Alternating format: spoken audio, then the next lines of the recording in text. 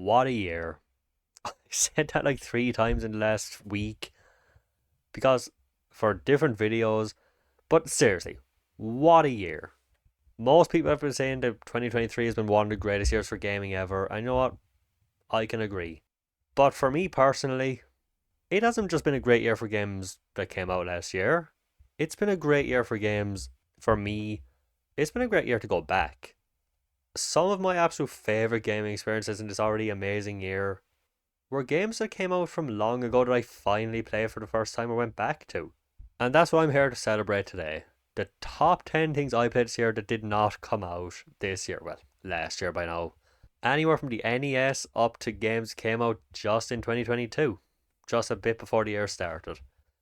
The only rules are simply one, it has to have come out not in 2023, or obviously in the first few days of 2024. So anything from the Pong era up to the age of up until December 31st, 2022, as long as I played in 2023 and it did not come out in that year, anything goes. For my best games of this year, of 2023 list, remasters were not applicable. For this, as long as the first time I played it was that year, it's fine. So for example, God of War 1, I played that on the PS3 trilogy. That would be so that would not apply if I picked up the game on the PS2 because they're the same game, it's just a remaster. There might be slight improvements, but that does not count. Metal Gear Solid 1, I played the remaster on the Metal Gear Solid Legacy Collection or Master Collection. That does not count because I played it many times. However, if I played something like the Final Fantasy VII Remake in 2020 and this had been my first year playing the original, that would be fine because they're vastly different in a lot of ways. They're different enough. But that's it. Anything else goes. And it has to be something I played this year for the first time, like I said. So something like Tales of Grace's F, which I'm loving. I played for like 90% of that when I was younger, so that does not count. It has to be something that, for the most part, it's my first time playing in 2023. Anyway, with enough rambling, rehashing out of the way, this is my top 10 games of 2023 that did not come out in 2023. I don't know how I'm going to fit that into a title yet, but let's get right into it. Number 10. Resident Evil Survivor. Resident Evil Survivor. First thing, by the way, I should mention, the first two entries on this list are mixed to to good. Everything after the number 8 entry, from 8 on, is... I consider everything after number 8 to be absolutely great games. I just feel like I should mention that really quick first. So yeah, Resident Evil Survivor. The big hated PS1 first person mess. Do I agree with that? God, fuck yeah. This game is a mess. Why do I like it? Well, the combat, it's not a good game, but you know what the best part about it is? The first person combat actually works pretty okay for a PS1 game.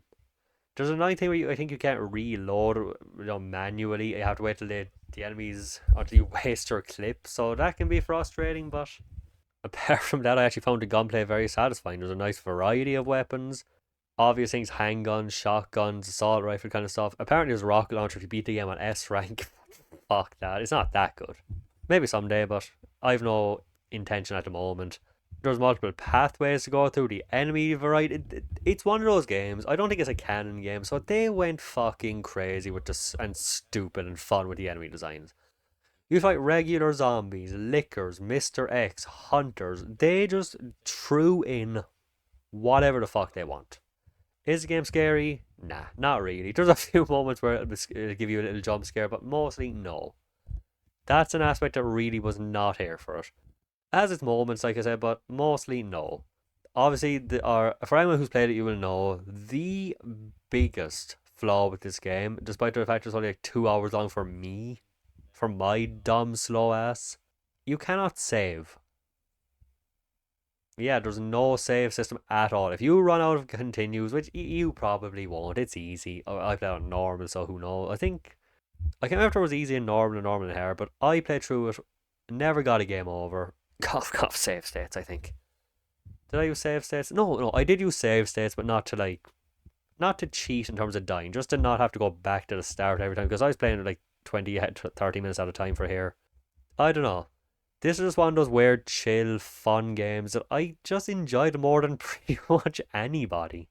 It was also very unintentionally funny at times, where like you'd walk in and try listening to a tape, and you'd have a gun, and he'd come at you with a baseball, but like, leave my sister alone, or I'll get you. It's like, what the fuck are you gonna do, kid? Enemies would roll weirdly. Like enemies would finally come in with guns and shields, like body armor, and they would roll and roar weirdly. It was fucking weird, but like I said, intentionally sometimes, mostly unintentionally hilarious. The bosses were fun. I don't think there was any puzzle elements in the game as far as I can remember. My favorite thing about this, you would find documents like any Resident Evil game. Sometimes they were twisted in a fun way, but Jesus, they were long. They were like 14 pages. I did a full playthrough on here if you want to ever see more. But in my own fucked up way, I really liked it. Is it good? I can't say yes. Do I have my own weird appreciation for it? Oh yeah. It's better than 6. Resident Evil Survivor. Number 9.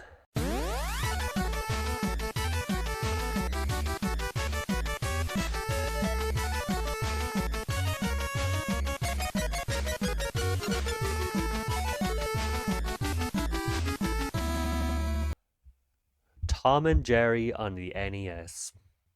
Like I said, anything after here is like definitely what I can call good. Where do I even fucking begin with this? I have this 50 games in one cartridge on the Game Boy Advance. There are 50 NES games on this thing. If you can see right. Now, despite what you can see by the cover, no. To answer your first question, there's not any Pokemon games on this. It's a fucking... Stop doing that, I actually like this thing. This is a Game Boy Advance game with 50 NES games on it. I don't know why they needed to lie. Back in this era, that was a novelty. Remember Nintendo used to sell like 2 of them for full price? 2 NES games like Mario and Zelda? This thing, I don't know if this is one of a kind or if it was like mass produced or whatever, but yeah, that's the first place I played Tom and Jerry as a kid. You know what I'd usually do? I would try, I'm going to play through all of these games, all the way through, or at least try them all. Tom and Jerry was one of those ones where I would get like a minute into. I'd get like halfway through the first level, if even. Looking back, probably not. It was half a maze, half just tedious, awfully designed, awful controls, boring, repetitive, uninspired crap. Why is it number 9 on this list? Because when I went back, first level, still awful. Instantly, I've never so quickly understood why I never got through a game. I've never had an occasion of, so that's why I never played this crap. And I stand by that. The first level is awful. Second level is a sewer maze. Is it better? No. A little bit. It's less maze-like and there's less to get in your way, but it's not good. I was playing through it here. I think I did did I do the whole... I think I did the first world in one episode here for a Let's Play. The only reason I played more than one episode was the boss fight. You fight Tom as every boss in this game. Was it a good boss? Can't even say that much. There's like 2 platforms you jump and throw balls while he spits and flicks a toothpick at you. It's okay. But compared to anything else in this game at that point, it was good. And the boss fight alone was enough to make me push on, for better or for worse. World 2 Level 1 was one episode in itself. Because it was one... I think I was down to like 1 level. Because, NES games, you die, you lose all your lives, you're back to the beginning. That level, I think I did it with 1 life. I used save states just at the start of a level, not to cheat or anything. I didn't like do it halfway through a level. It was only like if I finished the level, I'd start a save state there. Just to not run through the whole game, which I did anyway, but we'll get into that. The bosses were easily the highlight of this game. It's like a fucking Souls game. Really hard and the bosses are the most fun. This game never stopped pissing me off. The final world in this level, I could have... No, just forget the final world. Yes, the final world, but the final level. I swear. I could have killed somebody. The level before it wasn't too bad, but if I had to go through the whole game to get back to that level every time, I never would have finished this. With a save state, 3 lives, all I had to do was get to the top floor, go to get a key, go to the right. You could probably do like a minute if you didn't die.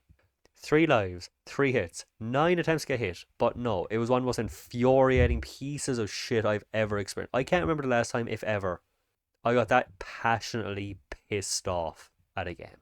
So why do I like this? Same question. Nothing I can say about this was good. I don't even know what to say good about it now. Despite being uninspired, like a nutcracker, a spider, a mouse, this, the enemy design was at least different throughout the game. You weren't fighting the same three enemies for the whole thing. The boss fights, I'm not gonna say they're anything special, but maybe it's just because it was already in a bad game. They were the highlight. I enjoyed them. The final one, yes, it's an infuriating, beyond belief boss fight. But it's also very simple in concept. You always feel like you have a chance. You feel like you're learning bit by bit. Every time you do it, you feel like you're getting a bit closer, at least up here. Even if you die quickly, you feel like you're getting closer to knowing what's happening and figuring it out. Every boss fight with Tom, it was the reason I've pushed on. I think it was like five. It was a 5 or 6 worlds. They're fun, not fun in they're very varied. I wouldn't say they're fun, but they're varied. You'd go from a bathroom to a weird warehouse to a kitchen. Hell, maybe it's meant to be a furnace, but this just looks like hell to me. And it's not even the last level. Funny enough, I don't know. I have a sick and twisted relationship with this game. Every level, I don't think I played this game one episode without being maybe the first one because it was at the beginning and I thought I wasn't going to push on. This is easily one of the most memorably frustrating games of my life. I'm struggling to think of harder ones that kept me this consistently just pumped. And that's why it's on the list. Cause I fucking finished it. Despite like on video alone, it took me like 5 hours. Nothing compared to how long I spent on it actually doing it. Because every time I would die and lose all my lives, and I'd have to save set at the start of a new level with like 2 continue or 2 lives and 1 continue. I would often go back in my own time to try to get back to the same place with more lives. So I actually played through a good chunk of this game 5, 6, 7 times, maybe more. I want to get a physical copy of this just because I think it'd be fun to have. And out of the games here that I do not have a physical copy of, there may be one or two others I can say that about. And one of them is not Resident. Actually, no, Resident Evil Survivor. I would get that too. I don't know what to say else about it. Is it a good game that I recommend to anybody? Fuck no. Except for people who like this kind of stuff. Do I have a weird love for it in my own fucked up way? Yeah, obviously I do. I don't know what it is. I don't know what kind of sick, twisted, masochistic relationship I have with this game. Why do I want it? I don't even have an NES. But for some reason, this game kept me coming back. Even though I probably shouldn't have. And it's honestly, even if it's not number one on this list, even if it's not even close, it's one of my most cherished gaming experiences this year. Faults and all. And boy, are there a lot of fucking faults.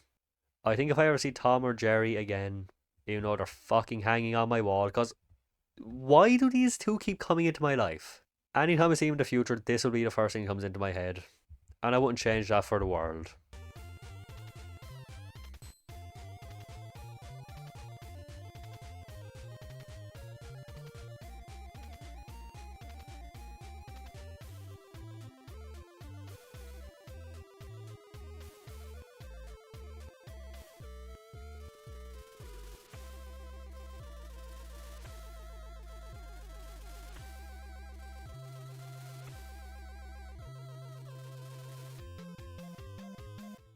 Number 8.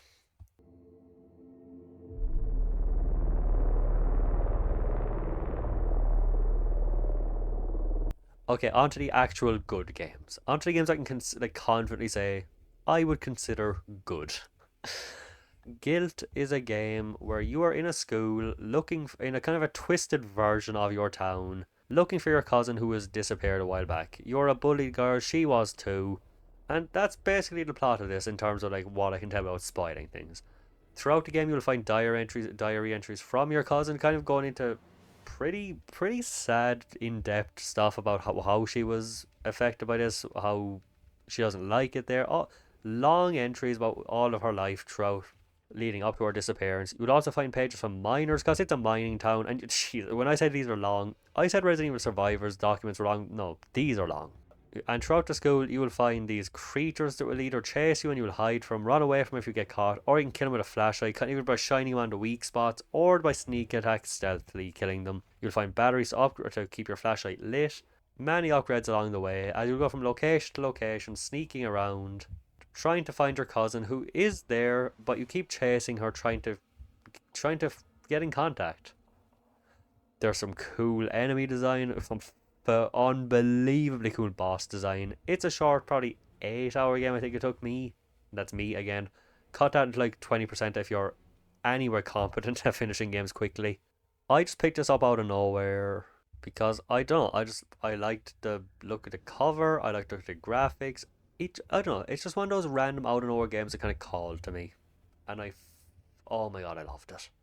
From what I can tell, it was a Stadia exclusive that eventually came to other consoles. And if there's one good thing I can say about the Stadia, who knows? Maybe without the Stadia, this mightn't have existed. Maybe they wouldn't have gotten the funding. I'm basing it off absolutely nothing. Do not quote me on this. But it's just a perfect mix of cute, innocent kind of fantasy vibes mixed with creepy horror and very, very heavy Alice in Wonderland references and stuff. There's multiple endings as well. I would, which can kind of suck because one requires getting all the documents, which you're either going to use a guide for or be scrambling around the same areas for a while. One of them is just a choice at the end, which would be fun. I feel like this would be a much better game on PS5, maybe even PC, because the absolute worst thing about this game, probably my only gripe, in a really beautiful, amazing game, the loading times kill it.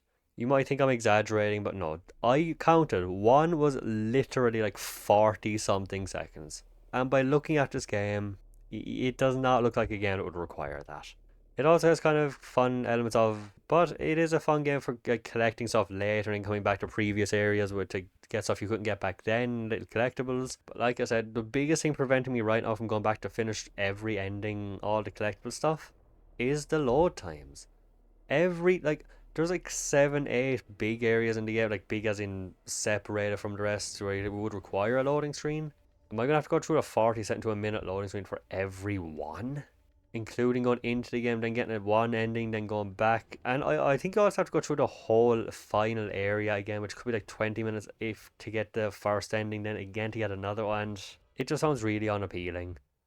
Other than that little gripe though, just for a one-off playthrough, beautiful game. Easily one of the most beautiful games I played this year in a real haunting but precious kind of way. Just the character design is just some of my favorites, from enemies to just the regular people. I don't know, I just highly recommend trying this out. It's cheap. I think it was like €20, not even on sale, so highly recommend.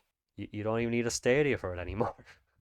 But if there, again, one highlight from the Stadia at least, at the time where it was exclusive, would be this.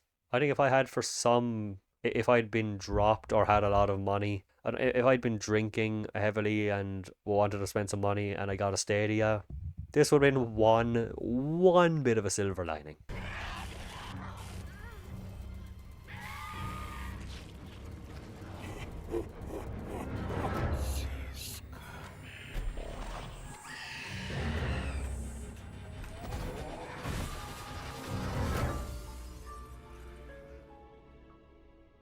Number 7.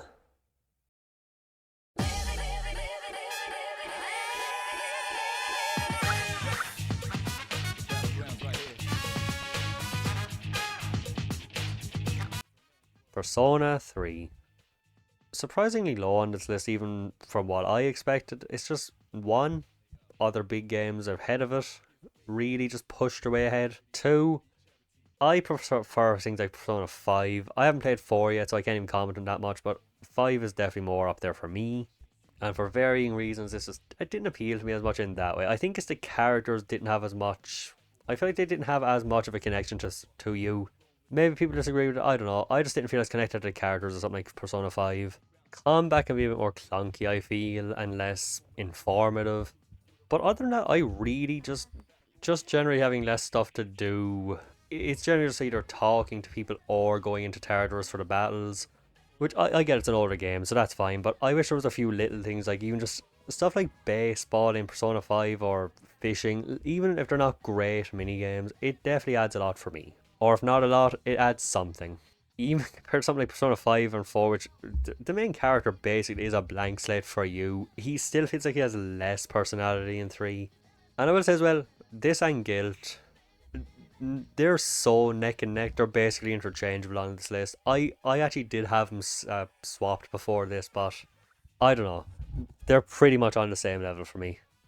I've yet to finish Persona 3. I think I got 3 characters in. I don't know how long it is. It's probably long, but I also think stuff like you'd have like requests, just random things like go to this level of floor of territories, which is like the mementos of this game.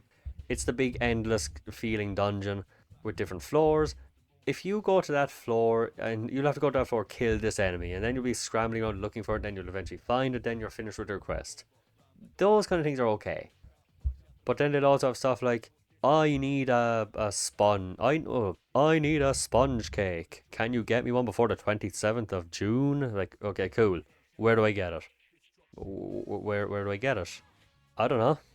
And considering you can only go, like, sometimes you'll have to go to the dorm to get it, which you can only go to at night.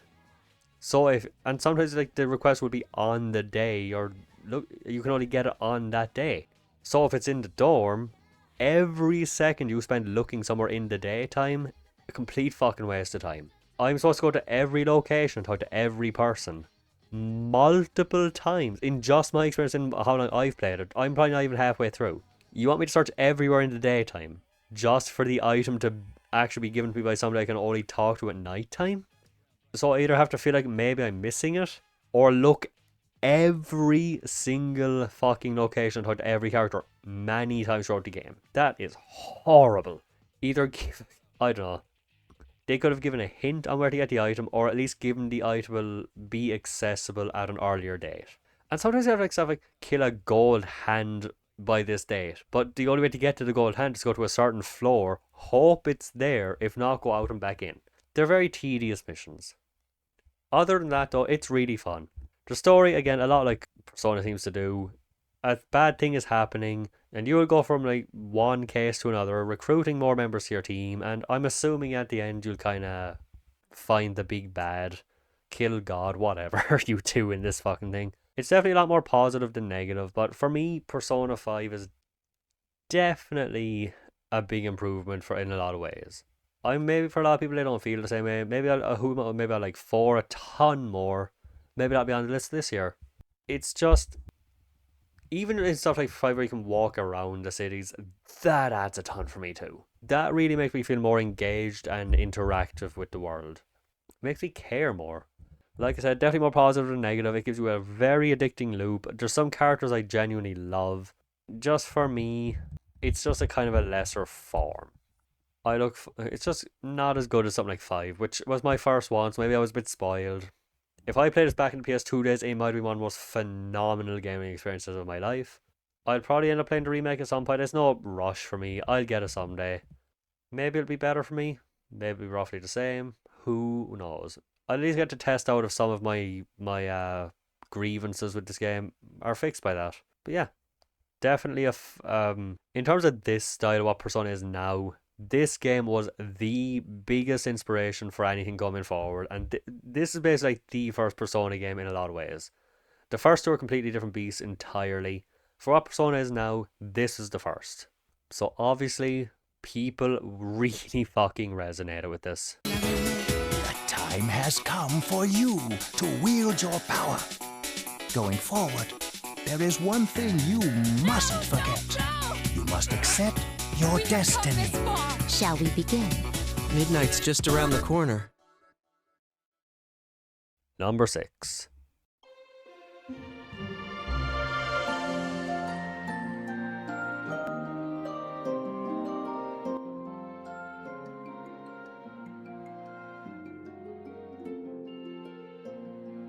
A while ago I said the two games kind of this and Persona 3 and Guilt were pretty much neck and neck. I meant Pikmin 3 and Persona 5, or Persona 3 were neck and neck. These are interchangeable. That's what I meant. I got things mixed up. First of all, my history of Pikmin. Pikmin 1 is one of my most cherished, favourite games in the world. Like, genuinely top 10 games of all time, easily. I play through it once every year or two. I've even played it on stream recently. Holds up perfectly. Every time I play this game, it doesn't matter how well I know it, doesn't matter how easily I can get through it or how much I know it or whatever. One of my favourite games ever made. Pikmin 2, I used to not like it as much, but still did really like it. It takes away the time limit, which obviously a lot of people are going to love. I can appreciate it too, but it definitely goes on a lot longer. Like, this is the longest Pikmin game. There are underground areas that you're going to spend a lot of time in where time does not pass, and it's still the longest in terms of days for me. That's how long this fucking thing is. And while Pikmin 3 originally came out in 2013, I think it was, the re-release came out on the Switch, which is where I played it. Started off, was fine. Every time I streamed, it was for like 8 or 9 times to finish it. It got better and better. Like, every time. This game is fucking great. None of them beat 1 for me, but this is the closest to doing that. They introduced 2 new Pikmin types, which are the rock and the fairy flying type. Flying, that's the one. I even when I was streaming, I called it fairy every time. I don't know why. It's probably because they're pink and they fly. Which adds, they took away the poison and the strong purple ones, so I guess it's a trade-off. They're a lot of fun. The flying ones are they're just adorable. I love how they float around. The rock ones are used to break things. Once again, you crash land on a planet. You have 3 playable characters this time, which, yeah, it's a lot to deal with. Because you'd have like multiple different directions to go. Sometimes more than 3. You're like, okay, I'll send you this way, you that way, you that way. You get this many Pikmin, you get this way. And the more you play, the more things you get, the more chaotic it feels. But for some reason, about how stressful it gets, it makes things so fucking engaging. This was a blast to play, and like I said, every time I played it, it got better and better and better. Like, it started off okay, then it got good, then it got great, then it got fucking amazing, and there'll be levels where, like, over here is the fire section, over here is a complete water section where you need fairy Pikmin. Do you know what? On this channel, they're called fairy Pikmin. I don't give a fuck. I'm done trying. The enemy designs were really cool. The boss design. This might have the best boss designs ever. Like, the first one had cool things like the giant fiery beetle, and obviously it's like a snag roach, a big serpent underground thing. It had some cool things. Holy shit, the boss fights in this game were ridiculously huge. They were all a ton of fun. They were all memorable, especially the first one, I think. They even had a really amazing final boss. What's the word? Like a really cool final boss dungeon. Pikmin 2 had a final boss that was really cool, but I think it got tedious, especially if you didn't get to it a ton. 1 had a cool dungeon and a cool final boss, but this one definitely had the coolest final area, I think.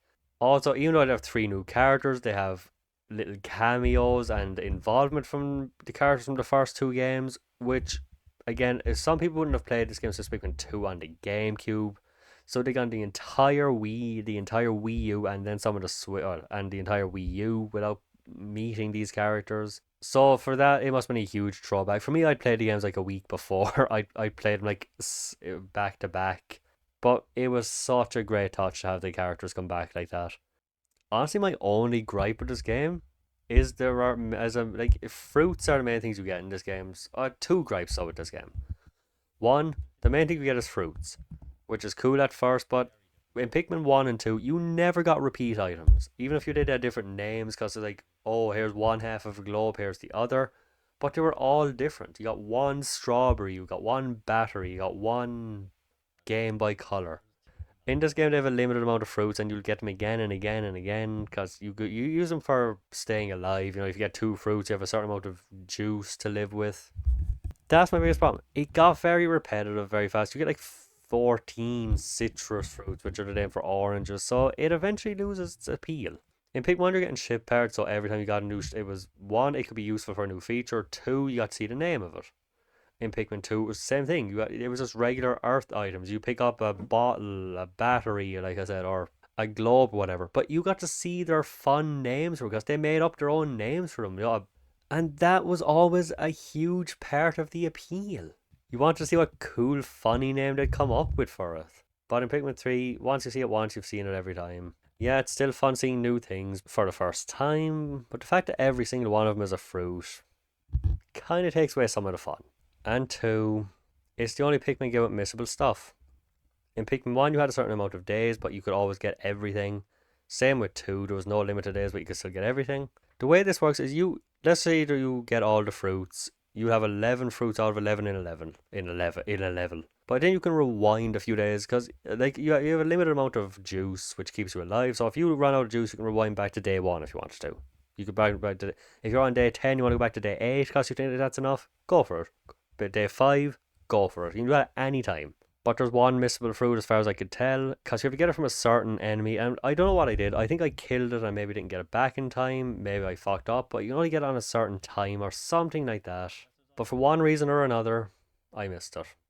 The only way I could have gotten that is by going back to that day, and you don't retain any of the stuff. If you get something on day 11 and go back to day 6, that item's gone. You have to get that fruit again. So the only way I could have gotten everything in this game is by going back to a bunch of days and doing it all again, which, no. Fuck that.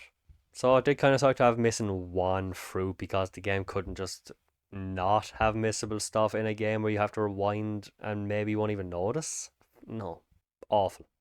But other than that, amazing. Amazing follow-up to one game that I absolutely is one of my favourite games of all time. One that I still liked when I was younger, but I also forgot to mention, last time I played 2 on stream, grew to appreciate it a ton more. Absolutely loved it. So 2 phenomenal games. Years later, amazing, fucking amazing follow-up. There's even some like post-game optional side activities, like basically like very specific gold missions. Like get a certain amount of Pikmin.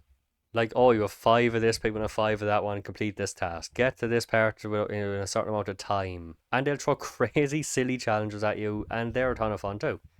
Yeah, they got a bit frustrating sometimes, but that is one of my other gripes about the game. They fucked up the whistle as far as I'm concerned.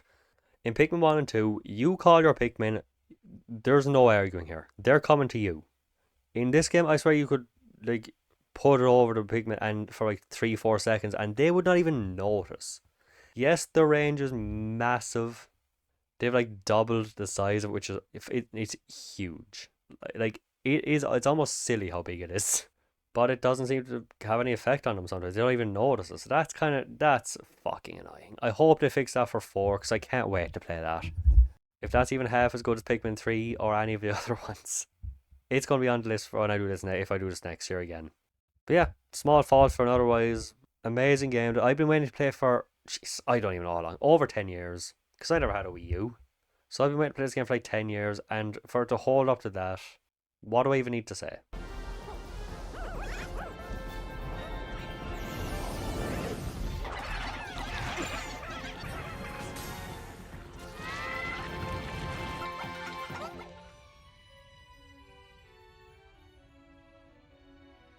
Pikmin 3 Deluxe. Available now. Number 5.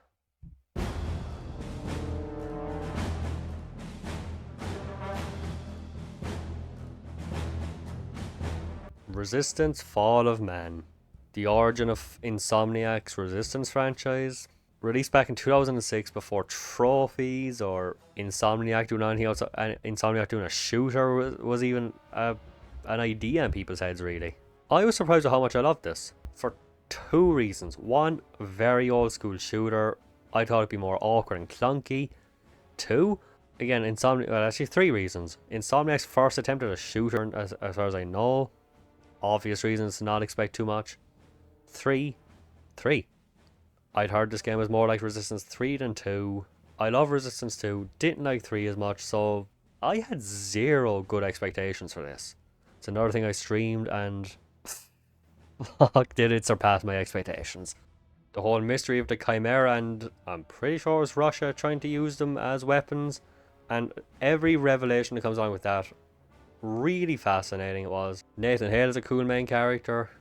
The game, I played it on normal. I was shocked. I think I played it on normal because I'm pretty sure they unlock hard after you finish, or was it superhuman? Whatever I played it on, genuinely blew me away with how hard it was. Like, it gets easier as you learn how to play, but it always remains very on edge. You're always on your toes. Ammo is pretty scarce compared to later games, I think. But yeah, this game just starts off insanely hard, especially because it's a bit clunky. Because for anyone who doesn't know, like back in the early days, especially like the PS3 around that era, it's not like nowadays where every single game in the world has the exact same controls. Like, if you're playing on PlayStation now, circle is crouch, R3 is a melee attack, left stick is sprint, L1 is grenades. In this game, L1 is to crouch or to run. I think circle is grenades, so that takes some getting used to. A lot of ways, yes, it is clunky, but you do get used to it. But all the resistance stuff is pretty much here. You have your cool weapons and alien weapons, you have your special moves where you press R2 to, like, the auger puts up a shield or can see through walls. The shotgun will have like a double blast. Admittedly, it has been a little while since I played it, so I can't remember exactly which guns are in this and which one are in the second one. Because I didn't play them back to back like I did with the Pikmin games. I played them pretty close to each other, so some of it kind of blends in. There were 2 sections, I swear, I could have broken the controller because, I don't know, like I said, you don't have a ton of ammo, it can be pretty scarce, and I was just stuck in this awful loop of dying endlessly. One was worse than the other, but overall, it just shocked me how well it held up. This game is, when I played it, 17 years old. That's older than I was when I played Resistance 2. And it holds up for a game as I came up before I had a chance to even play it. And I put this off for so long. If I wasn't streaming, I never would have touched it because I don't know, it's no interest for a while. And probably one of the highlights of me doing that is just having the chance to play this amazing, fantastic game. And I played 2 again after I played this one. It holds up as well. Fucking amazing game. I can't wait to try out the 3rd one at some point and see if that maybe it holds up better than I remember. Maybe I just had varying reasons for not liking it at the time, and this time it can turn out better. I'm even going to try out the Vita game. I think it's called Burning Skies, because that seems like more like the first one as well, and I hope it can be good. How it'll work if I have to emulate it, or because I do want to stream it, because I played the first 2, I might as well do the last 2. There's not a ton about to say about this one. In a lot of ways, it is what you'd expect. First person shooter, you go from area to area, collecting documents every once in a while to see random little bits of information. Mostly it's just room to room killing. But boy is it one of my favourite room to room killing games I've ever played in my life. I can't think of a single first person shooter off the top of my head that I like more than this. Apart from Resistance 2, but nothing comes to mind. Not that I'm a huge like first person shooter aficionado or anything, but I can confidently say, even if I thought about it, this would be in my top 5 ever. Central Command, out.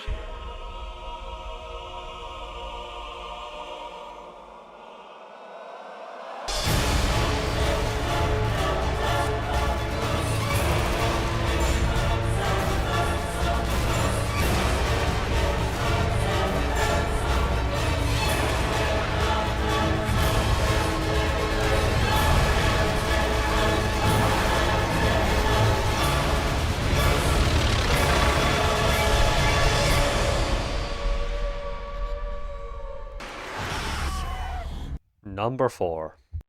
I don't care. What is a world without Furry Eye? The dawn, and time tells its tale. Dark and blood. Drakengard 1.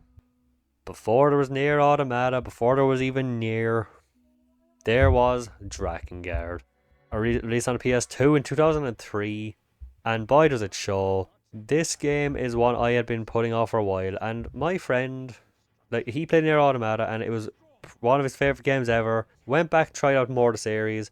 That's the only reason I played this. If it wasn't for him liking the games, and the fact that I played Drakengard 3 first, and again, like Pikmin 1, possibly one of my top 10 games ever made in its own weird way, because boy is that a clunky game too. Probably the worst frame rate I've ever seen. We kind of affectionately refer to it as the worst, best game of all time. Because, yeah, objectively speaking, in a lot of ways, it's a pile of shit in how it's designed.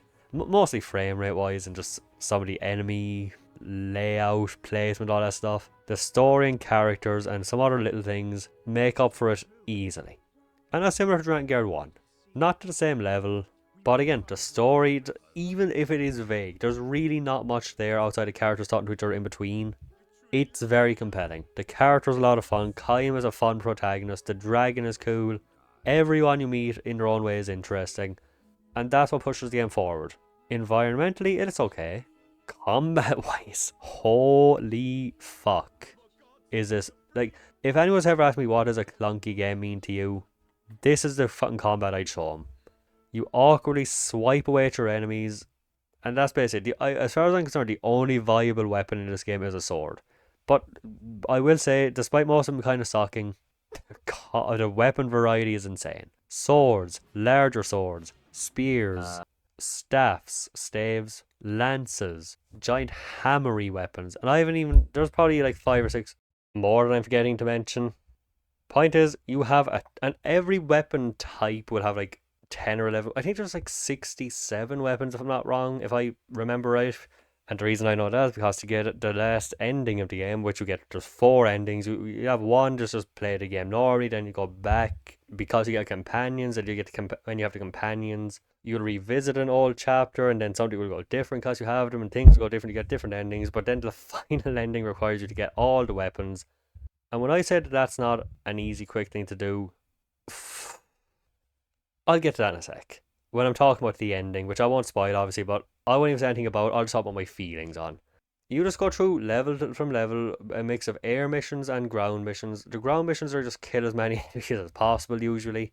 Sky missions are the same, but you have a dragon. You press square to shoot, you hold square to do like a wave attack, you lock it to like 7 targets, boom. The dragon will upgrade, you have a special move. The dragon upgrades are cool as fuck. They're not as good as the dragon missions Dragon Gear 3 as far as I'm concerned, but they're a nice change of pace. That's basically the game. And of course, story in between. Your main character, Kayam, tried to save your sister from basically being sacrificed to bring about the end of the world. There's obviously more to it, but I don't know what to say more without spoiling a lot. The main villain of this game, Mana, is one of the most hilariously threatening villains ever. It's a small little girl, probably like an 11-year-old girl, but because of her possession stuff, she has this deep, menacing voice. It is the perfect mix of chillingly hilarious.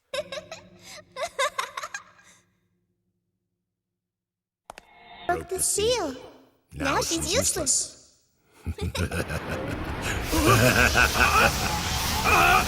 Like, just the voice coming out of saying la la la la la, and this weird, deeply manly voice is again the perfect mix of just creepy hilarity.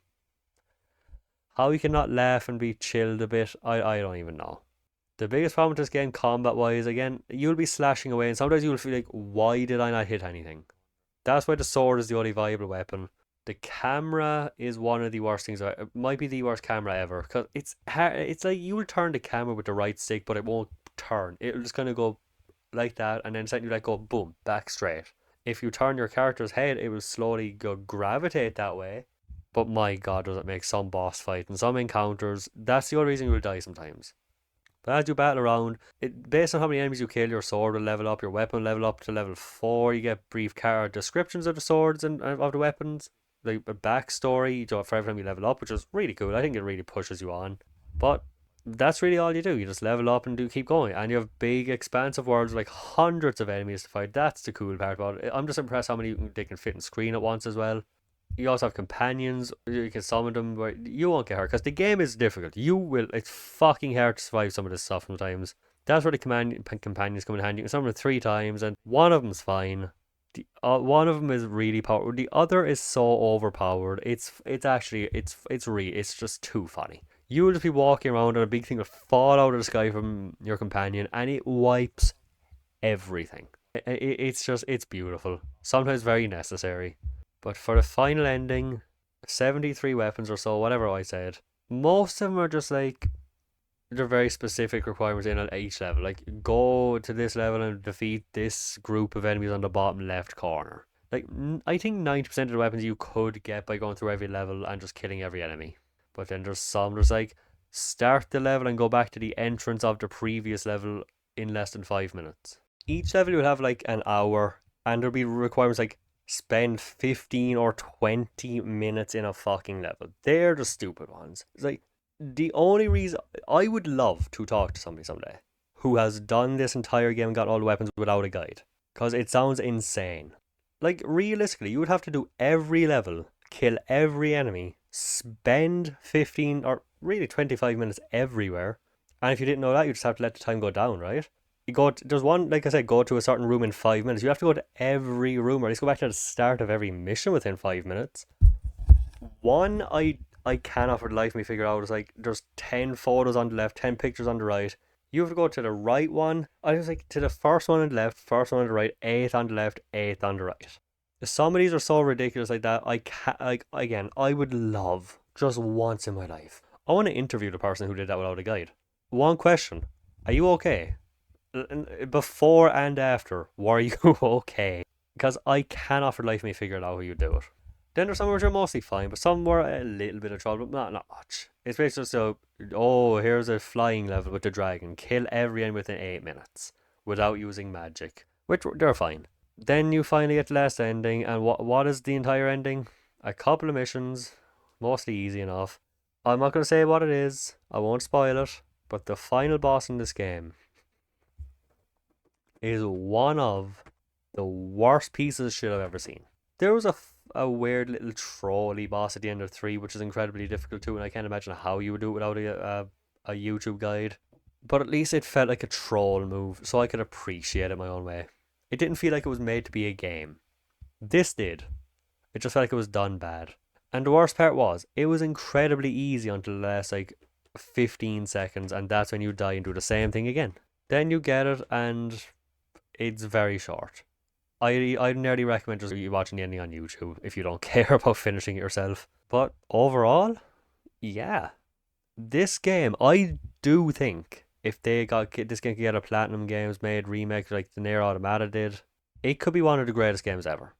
I don't think it's on the level of Dragon Gear 3, but the fact I kept pushing through this, despite some really incredibly tedious missions near the end, and even, I would say, as much as I bitched about the idea of the weapons collecting, I had fun doing it. I had fun pushing through it with a guy just like, oh, go out there, do this little thing, do this little thing. 90% of that was really fun. So yeah, it is a fun game, but it's kind of thing where if the characters don't really appeal to you, I think you're going to hate the shit out of this game. Because I don't think anyone's going to come to this for the combat. The story's pretty vague. But I still enjoyed it. I'm glad I finally got to play it. I'm hoping to get into the second one. I want to play through them all. Because up to this point, all I've done is one ending in Nier. Of course, just finished Dragon Gear 3 a few months ago, whatever it was. And Dragon Gear 3. I have a long way to go. That's not true. You carry the awful weight of the seal. We must find you a place to rest. Allow him to bathe in her gratitude and love. I truly love Furiai with my innermost soul. The goddess will die. No, that's not true. You lie.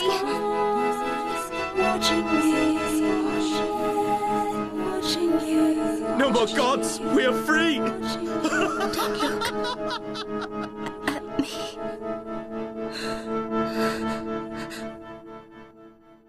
Number 3.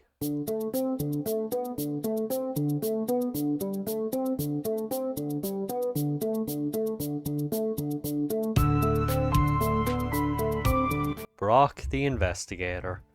Finally, I get to talk about this again. This was a game that instantly I just thought it looked like a cool, fun idea. I think it came out back in March, but what I didn't know at the time, when I was playing PS4, I even wrote more than half of a review for it because I thought it was a new game I wanted to talk about, but no. It came out on Steam first last year. Well, 2022. I had half my review written before I realised that, so that kind of sucked. But because I enjoyed this so much, because I really just did genuinely have a huge appreciation for this game, I did it anyway. Because I was already halfway through anyway, and like I said, fucking great game. You are Brock, the investigator. The alligator investigator, hence the name. The developers, who by the way, I really do appreciate the developers of this game. They just seem like cool, really chill, nice with their community kind of people. They have a specific fan art section in the game. I don't know how often it gets updated anymore, but I know back when I played it, it was being updated to put in more fan art from people who drew for them. That's fucking awesome. They frequently share fan art on their Instagram, so it has nothing to do with the game technically, but I feel like it deserves a shout. Any developers who are just nice with their community like this, I have to appreciate. Most, obviously when it comes to bigger companies, you're not going to see this stuff. Even a lot of smaller indie companies, you don't see this stuff, so I massively do appreciate that. When I did the review even, they shared it on their page. That's not just mine, others too. That's just so cool. I've never seen that. But basically, you live in this kind of apocalyptic world. You live in like it's like a dome, but the outside air is polluted. Yeah, it's kind of a fucked up world like that. But yeah, you're just an investigator. You live with your adopted son because reasons. I won't go into because spoilers, but the developers describe, as I was saying, as a punch and click game. Half beaten, not half. Some beat 'em up elements, mostly visual novel stuff, and point and click investigation. Throughout it, you'll make a lot of choices. You'll make your own moral judgments. You'll fight if you need to. Most of the game about fighting at all. Maybe the whole thing. Multiple endings, many different outcomes and scenarios. And every once in a while too, you have like a Danganronpa style class trial, interrogation, present your evidence kind of thing. And like Danganronpa are the highlights of the game. The second one of these, I think it was, I was already tired when I started it. I was planning to go to bed soon. I was there for like 4 hours, probably not that long, a few hours more. So engrossed in this mystery and where it was going. They're all great. The puzzles are really fun. Who lives, who dies, who you side with, many things. All come down to your decisions and what you do with many different endings. And I know what you might be thinking. It's a point and click, beat 'em up with an alligator as the main character. It's probably just a silly, stupid game. No. Yeah, it's cheesy and silly at times, but it kind of has like a BoJack Horseman kind of vibe to it, I think, where the cutesy silliness, yeah, it might give you one impression, and that is there, but it also has a lot of serious stuff and heart to it. There's a darkness hidden in here, and there's a lot of heart hidden in here. I really loved the game. I loved the characters. I really want to go back and get more endings at some point, but because I don't know how much is going to change if I play through it again from start to finish with different choices. So I want to let it go in fresh again. The story, the characters, the mystery, the combat is okay. The puzzles are really fun. I think this is one of the most underappreciated, overlooked games ever. I would love to see this game get more attention because not only do I think the game deserves it, I think the developers deserve it. Because like I said, they just seem really cool.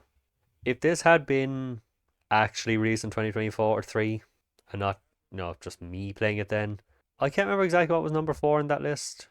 I think this would have been on that spot. It definitely would have been in the top 5. Even if I combine these two lists, still a chance to be near the top 5. And if I've been doing a top 10 games that came out that I played this year with no restrictions, there's no doubt in my mind at all. This would have been here too. This would have easily made the list as well. That is how much this game is just... I can't even think of any big problems I had with it, but highly recommend giving it a shot. If you like point and click style games, there's any kind of decent story, any kind of good story and fun characters, highly, highly, highly recommend. Can't recommend enough. And I can't wait to see what these guys do next, because I am fully in. But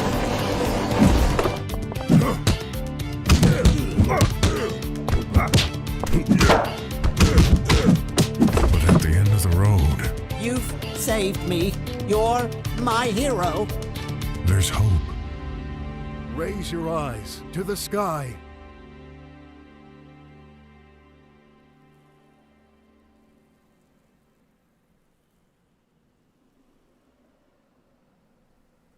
Number 2.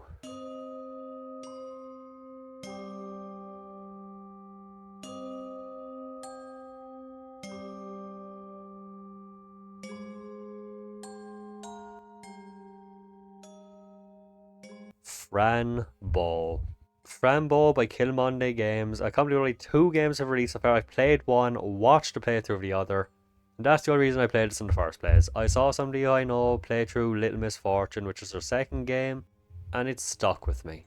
Out of all the indie games I've seen played, that is one that just stuck with me more than anything, and I'm not even fully sure why. It's kind of, both of the games have kind of like a cute, childlike, whimsical look, a kind of a fucked up world, I guess. A lot of real sensitive stuff going on, but kind of dealt with in the ways of a child, in the mind of a child.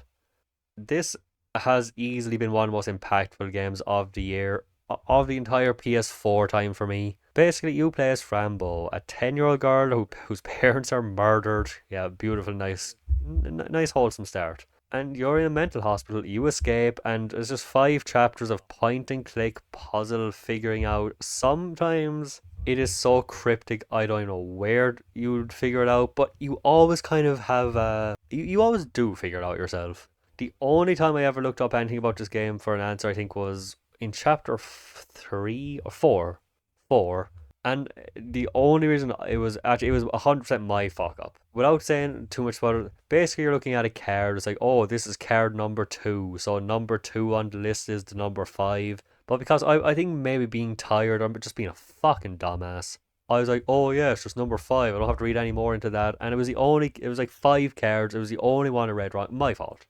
It's another game I streamed, and I'm so glad I did, because it prevented me from just be like, oh, well, I've been looking for the answer for 10 minutes. Let's just get a guide. 'Cause that's the kind of thing I do if I'm doing it by myself. I don't have the patience to sit around looking for answers for 2 hours in a game myself if I'm just doing it myself.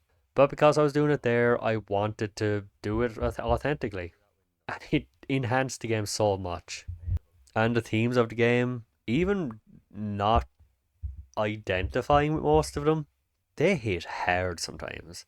Mostly the first and the last chapter. That's kind of where all the heavy stuff hit for me. Like when you see this, like just this normal young girl who's been through all this shit, and then you see her past bedroom, and you just, I don't know, even played stuff like Guilt when it had stuff like that. When that's kind of stuff that hits me hardest, I think, when you see somebody who went through this fucked up shit, then you see glimpses of their innocent normal life before anything went wrong. That hits me right fucking bad. I can't think of anything that gets me more. It just hits in just the best and worst way. And I think that's how to describe this game. It really just can hit you hard. Other than that, the characters are all memorable and fun. You switch between like a normal world and a fucked up weird world by pressing square, or by kind of, you swallow pills and you can see stuff that others can't. Even if you take out the subjects this game had, if it was a mute, no dialogue game at all, there's some fucked up imagery here. I think some people would probably be really fucked up by not even just like gore, it's like weird gore. But absolutely loved it. Again, if it was just games I played this year that I was putting on the list, easily would be in top 5 again. Even when the company was doing like a kind of a petition pledge thing to try to get a figure off the ground, which unfortunately did not come through. I wanted it so bad. I was ready for it, but it didn't get enough pledges. It was so close. I was hoping to get something physical about this game, because there's no physical copy, there's no merch. I really want something for this game. I plan to play Little Misfortune at some point too, which is the second game they made, completely unconnected to the first one. Well, there might be connections, but it's not one you need to play. Cannot wait. Even though I watched somebody play through it like a year ago, that's kind of the reason I haven't played it yet. Also, this is another thing about it. I'm not too affected by games when it comes to like emotional stuff or dark stuff, but there were times that I couldn't play it that day because I needed a break. The first chapter, more than any, I think, maybe because I wasn't expecting it, maybe because I wasn't used to it, but I was genuinely like in a little bit of a worse mood. Not like angry, just in a bit of a more down mood for the rest of the night till I fell asleep. Maybe even kind of a bit the next day. There were many months where I just had to sit there and kind of look at, so like, oh, what do I even say? Because it does get fucked up. It gets real. But maybe that's part of why it impacted me a lot. Easily one of my favourite gaming experiences on the PS4 ever. Highly recommend. I would, like, if you are sensitive to certain things, pretty much anything, maybe look into it a tiny bit first to see what kind of stuff. It gives you a warning at the start. But for me, even when it got fucked up to a point where it did affect me, it was all part of the experience, and it was all part of what made it great.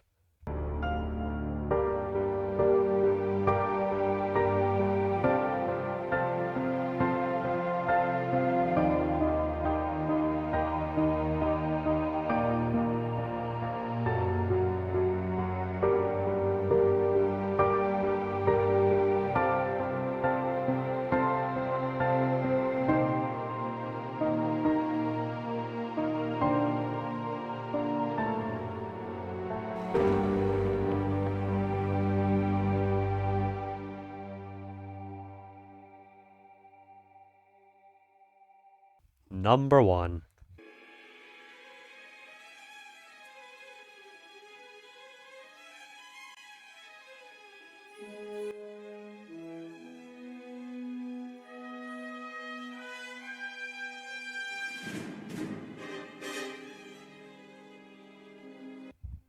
Spider-Man 2 on the PSP. So, for various reasons, I actually played through a lot of Spider-Man this year. Besides the newly released Spider-Man 2 that came out just a few months ago, I played through a lot.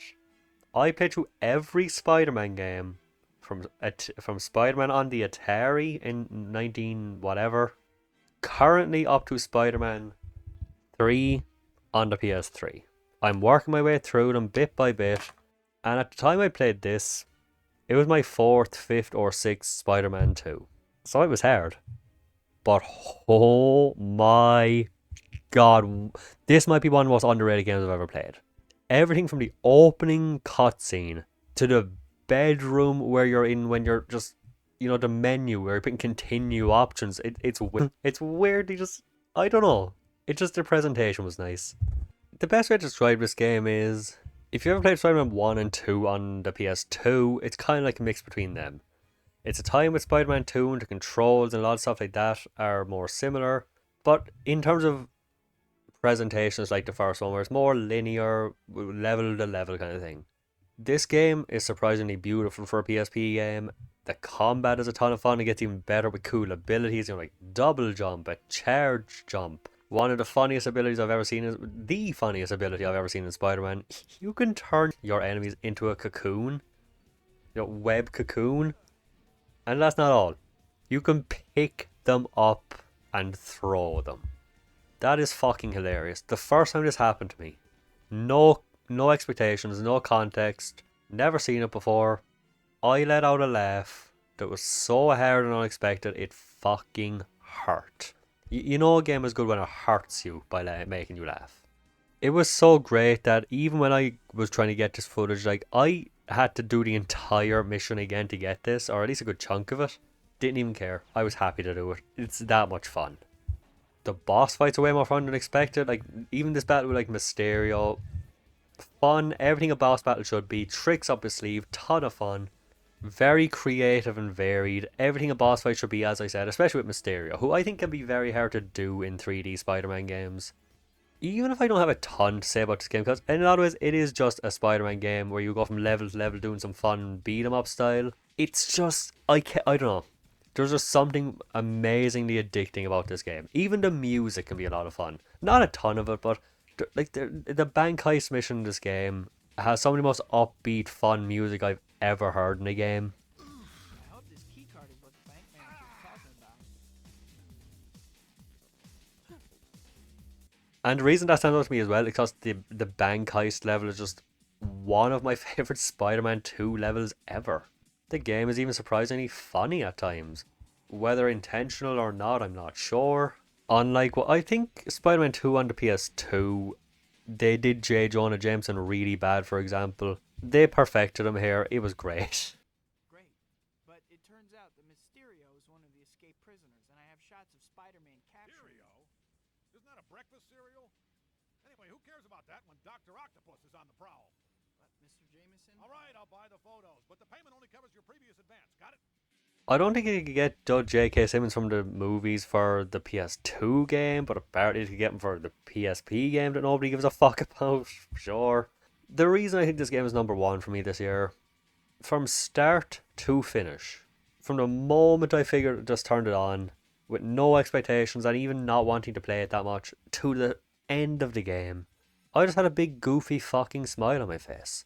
This is one of the happiest gaming experiences of the whole year, maybe ever. Every second, it was like I was a kid again playing a Spider-Man game for the first time. And as if the game couldn't get any better, couldn't offer any more, cheats. I spent a good half an hour after I'd finished the game just fucking around with cheats. Watching cutscenes with big head Spidey, tiny Spider-Man. It was like being a kid again. It's like, wow, look at these funny, stupid cheats. I can't remember the last time I had a lot of fun messing around with cheats in a game. Ever. Grand Theft Auto San Andreas can be fun to do it with, but who knows the last time I did that. This game's cheats, it was all cuts. I think everything good I did in this game with cheats was cutscene. I watched the ending cutscene in this game so many times just fucking around with this stuff, because, again, it was like being a stupid kid again. The only things I can really come up with a complaint for this game is, one, it's a lot of story focused than the other Spider-Man 2 experiences. If you have not seen the movie, it's going to be a jumbled mess. You're not going to understand it half of it. It's going to make no sense without the context. Also, you can skip cutscenes by pressing X, which can kind of happen out of nowhere. You'll be just trying to jump and oh, cutscene and gone, which can be frustrating. But really, that's it. I consider this game to be pretty much perfect for what it is. It probably does help that I liked Spider-Man 1 on the PS2 more than the second game. I like the more linear structure of it. But that's the best I can come up with as a complaint. The story of this PSP tie-in game doesn't make a whole lot of sense. Oh no!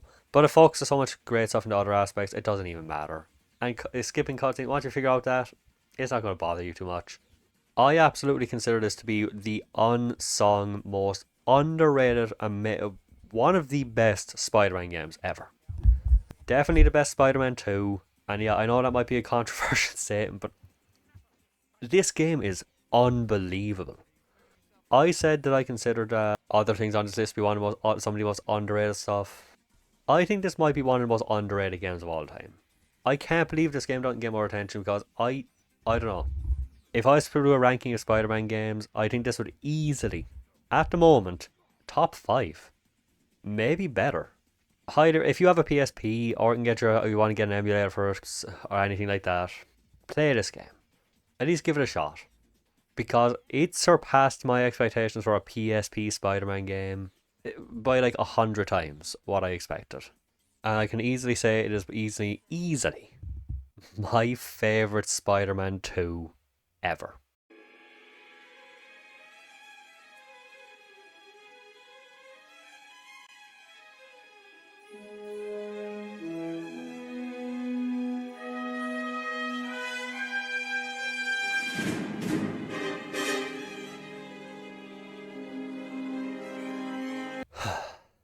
And that is it. That is it for 2023. I was hoping that wouldn't go on an hour because I'm not even done with the fucking first list yet, but sure. Like I said at the start, fantastic year it has been. I've probably said it 10 times over the last week. But it's been a great year for going back to. Everything there was a couple of games I couldn't even put on this list as a top 10 because they barely didn't make the cut. So a few honourable mentions. Lilo and Stitch on the PS1. Lilo and Stitch, that running gunning shooter game, which is so silly as an idea that I love it. On the Game Boy Advance. Goof Troop on the Super Nintendo, absolutely amazing game too. Very underrated. I've never heard somebody talking about it. Loved it. Every second, maybe. Almost. I'm looking forward to a bunch of stuff in 2024. Another list I probably have released before this. But I also can't wait to see what stuff I go back to and play for the first time this year. Because realistically, I think a good half of the games I put on my top 10 games of 2023 list, they would not have made it if I had included these ones. If I just done games I played this year at all, at least a good 4 of them wouldn't have touched the list. Because I played some fucking great games this year, new and old. But yeah, that's it for 2023. Once again, great year for the final time, and it's time to move on. As always, let me know what you've played this year. Old, new, whatever. What you thought of the year as a whole. If you want to leave your own top 10, again, it can be a mix between new and old, both, whatever. I was interested to see what people have been playing. Did you play any pieces of crap that you thought were surprisingly good and you cannot defend but will still enjoy? That's always fun too. Thank you anyone for watching. I will hopefully give my throat a rest for a while because I've done way too much this week. And once again, let's hope 2024 can be half as good. Thank you once again for watching and see you for the next one. And the next year. See you then. Resident Evil Survivor.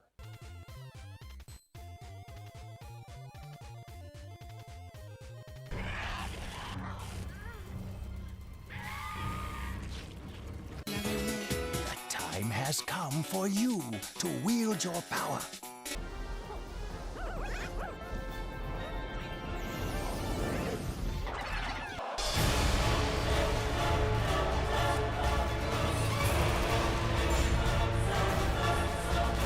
The That's not true. You carry the awful weight of the seal. We must find you a place to rest. Allow him to bathe in her gratitude and love.